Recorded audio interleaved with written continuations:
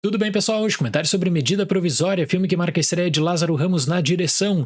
Tive a oportunidade de acompanhar o longa no Festival do Rio do ano passado, justamente no período conturbado que envolvia ainda Ancine e a data de lançamento, né? E isso é justamente o que você espera da Ancine atual, da Ancine do governo Bolsonaro, já que o cinema não é prioridade. Parece que às vezes a Ancine faz muita força para desprestigiar o próprio cinema brasileiro. E o que ocorreu com a equipe de Medida Provisória é apenas mais uma das confusões que envolvem a Ancine entre 2020 e 2021, especialmente que se pensava que a agência daria todo esse suporte também para a estrutura do cinema nacional num período muito complicado, e você encontra várias barreiras na realidade. Eu sei que muitos produtores e diretores têm medo de criticar diretamente a Ancine por medo de sofrer represálias, boicotes. Então eu parabenizo o Lázaro Ramos e a equipe porque eles tiveram a coragem, né? Falaram abertamente sobre toda a situação. Mas enfim, após o período de atraso, após o período da chamada análise técnica da Ancine, que eles ofereceram essa justificativa para o Lázaro e para tantos outros diretores e produtores em situações diferentes, finalmente Medida Provisória estreia no circuito do cinema brasileiro e conseguiu bons números já nessa primeira semana. Se você tiver oportunidade, eu recomendo muito que assista porque o filme tem uma pauta super importante quanto à temática. Realmente é um filme que incomoda. E você nota nas redes sociais todo o amor das pessoas envolvidas pelo filme com esse projeto, com Medida Provisória, que também está naquela dinâmica de um filme-evento a partir das discussões e a partir da importância temática, como eu falei. Para a estreia da direção do Lázaro, considero um bom projeto. Existe uma mensagem direta, forte, que o diretor acaba recheando de referências também e simbologia, desde um livro até a construção de cada detalhe do cenário, eu tenho certeza disso.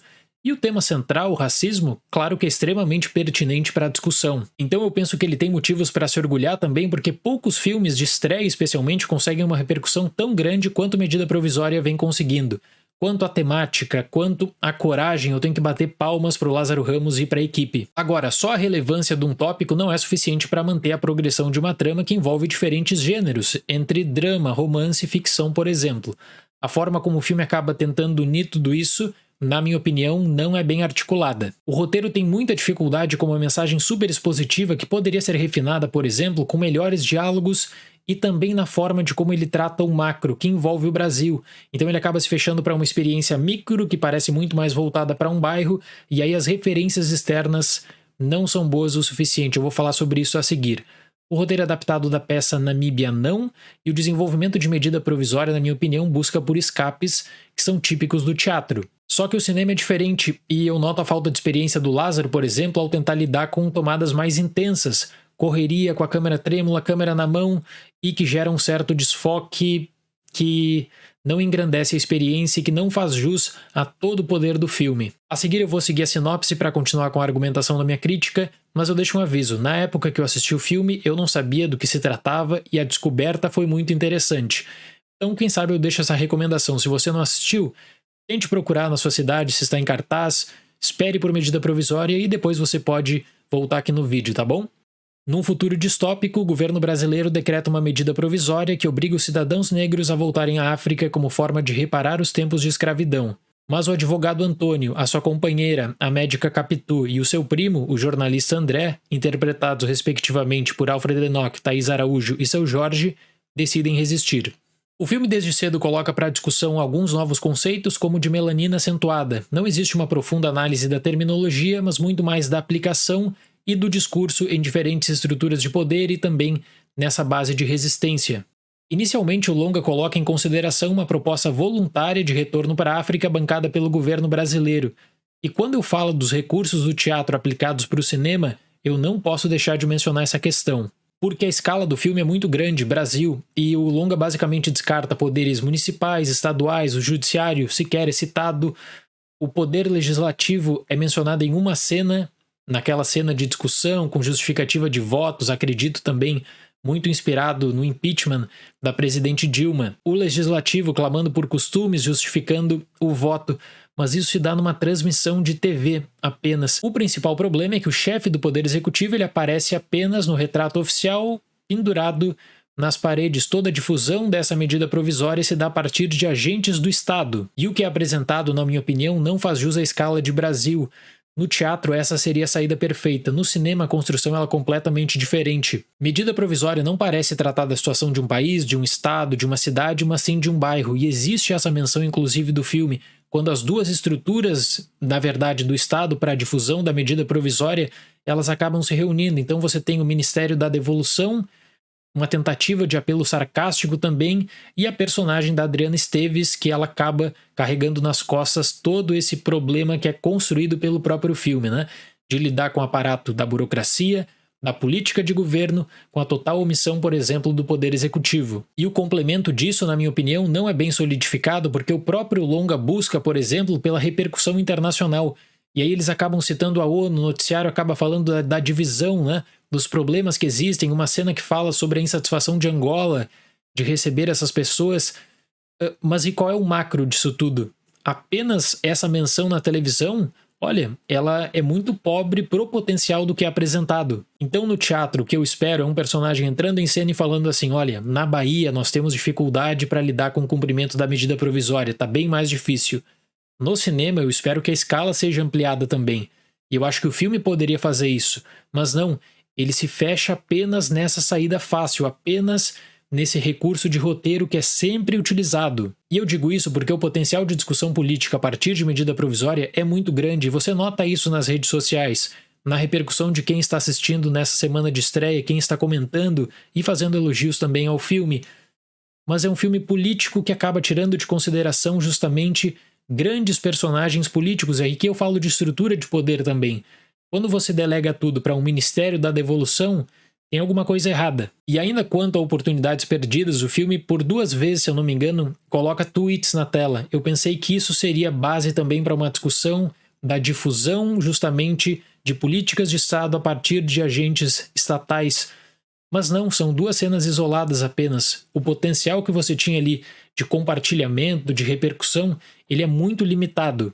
Então o filme até começa essa discussão, você poderia vincular com bots, contas fake, propagação de fake news, quem sabe, ou de uma ideia, uma linha de pensamento que ela acaba sendo extremista e que ela tem justamente essa fácil difusão.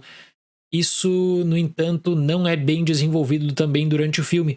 Eu creio que são 2 tweets que aparecem e falta um complemento posterior. Tudo isso, na minha opinião, afeta o ritmo. Quando o filme busca pra crítica, no entanto, coloca o dedo na ferida sem medo, como, por exemplo, a personagem da Renata Sorrah, que é uma mulher racista que acaba difundindo uma série de absurdos. Eu acho que o próprio filme ampliaria até o potencial da crítica caso a personagem dela tivesse sido vinculada também nos 30 minutos finais, além de reações. Um outro núcleo de medida provisória envolve a resistência, aí também com um novo conceito de Afrobunker. E como eu falei no começo desse vídeo, eu tenho certeza ali que todo o cenário do Afrobunker, todas as referências visuais, desde a capa de um livro, até uma bandeira, até uma faixa, todas elas representam alguma coisa muito especial também pro diretor e pra equipe. É aquele filme depois que quando chegar para streaming, etc., você vai parar na cena e você vai conseguir captar várias mensagens extras. Nesse núcleo de resistência, o casal está separado, o personagem do Alfred Enoch está em casa, preso, na verdade, no apartamento com o personagem interpretado pelo Seu Jorge. E é impressionante a força do Seu Jorge, como o Lázaro Ramos consegue captar com perfeição também o potencial dele. Os grandes momentos do filme, na minha opinião, passam diretamente por discursos vinculados ao personagem do Seu Jorge. E você tem uma questão externa também, quanto a uma decisão que deveria ser tomada pela personagem da Thaís Araújo. O filme se cerca aos poucos de locais de relevância, um apartamento, o Afrobunker, um local de trabalho, e ele sabe que a estrutura macro não vai ser completamente debatida, o roteiro vai achar um jeito de acabar diminuindo essa influência externa, como eu falei. Aí você tem a menção da Bahia por um agente do Estado, você tem a menção da ONU, quem sabe na televisão, mas não é bem articulada. Eu também fiquei com a impressão de que era tanto conteúdo para lidar que alguns personagens acabaram sendo esquecidos, como a Sarah, que é interpretada pela Mariana Xavier, que eu gostei muito. Tem um grande potencial, só que, no entanto, acaba não tendo a chance de uma despedida concreta, não tem a grande chance de sair de cena. Nessa ideia desenvolvida pelo Lázaro, eu imagino que a aplicação seria bem mais efetiva caso o filme conseguisse lidar com a magnitude do Brasil também, sabendo da desigualdade social, do racismo, da falta de oportunidades. Fica um país de brancos e negros. E o que eu quero dizer com isso é que a força da mensagem a nível nacional ela acaba sendo comprometida, na minha opinião, quando você não tem a representação indígena. E isso é algo que o próprio filme acaba trazendo para debate e nunca explora, porque a saída que você tem aqui A menção aos indígenas, ela é feita como uma chacota na televisão. Mas espera aí, o que aconteceu? Fica para o público fazer o debate, fica para o público fazer a consideração. Essa, na minha opinião, foi a maior oportunidade perdida por medida provisória, porque existia aqui uma força extrema de justamente confrontar o mito das três raças. Mas é um filme que tem uma carga de tensão forte do início ao fim, que tem um desenvolvimento muito rápido, o ritmo ele é agradável pelas fases que o filme passa também. Poderia falar, por exemplo, da personagem da Thaís Araújo, como ela tem esse drama pessoal e como isso tudo acaba sendo aplicado na realidade do Afrobunker e também na sua própria concepção de vida. Tem uma questão referente à organização de argumento que envolve uma dualidade que eu acho que faltou um complemento, que aí você vai ter que buscar a visão do Lázaro para entender o porquê de uma determinada cena do filme. Eu acho que quem assistiu sabe mais ou menos o que eu tô falando. O diretor aqui me pareceu muito mais atraído pela imagética, né? O diretor ele fica atraído pela imagética, o que é compreensível para uma estreia. O impacto visual realmente é forte, mas as considerações, a repercussão também, ela precisaria ser abordada em um filme como medida provisória. Mas existe um traço autoral, a mensagem final ela é fortíssima e de uma relevância incrível. É aquele filme debate também, é aquele filme que você acaba discutindo nas redes sociais, que você com certeza vai discutir também com o seu núcleo de amigos. Isso é inspirador. Para a medida provisória, eu dou a nota 6. É um longa de posicionamento também, mas eu não poderia analisar apenas a boa intenção e a relevância da mensagem sem discutir sobre o desenvolvimento no cinema. Eu fiquei muito com essa impressão de um texto truncado pro teatro. O cinema ele poderia ampliar algumas questões quanto ao macro mesmo, quanto a Brasil. Certo, pessoal? Muito obrigado pela atenção, até mais e tchau!